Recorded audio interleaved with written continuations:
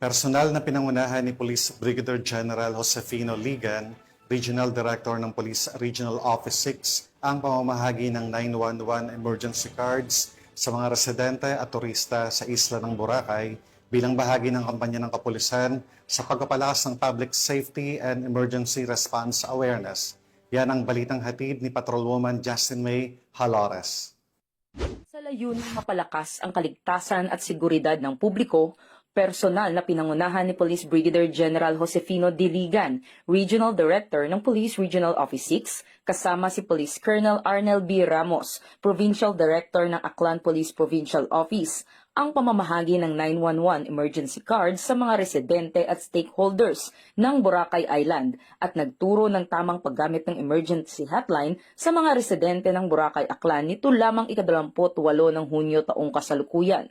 Bilang bahagi ng aktibidad, binigyang diin ng mga opisyal ang kahalagahan ng maayos at responsabling paggamit ng naturang emergency hotline upang matiyak ang mabilis na tugon ng mga kapulisan sa oras ng sakuna o krimen. Layunin ng inisyatibang ito na mapatatag ang ugnayan ng pulisya at komunidad, habang pinapalaganap ang kaalaman hinggil sa mga tamang hakbang tuwing may emerhensya.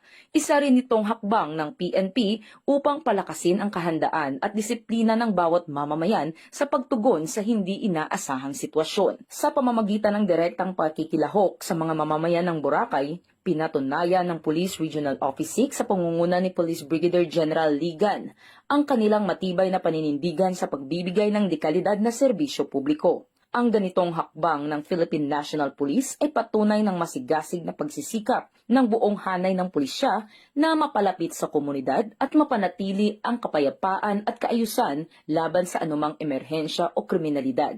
Dahil sa bagong Pilipinas, ang gusto ng pulis, ligtas ka. Mula rito sa Police Regional Office 6, ako ang inyong PNN Correspondent Patrolwoman Justin May Halores. Alagad ng batas, tagataguyod ng Balitang Pulis.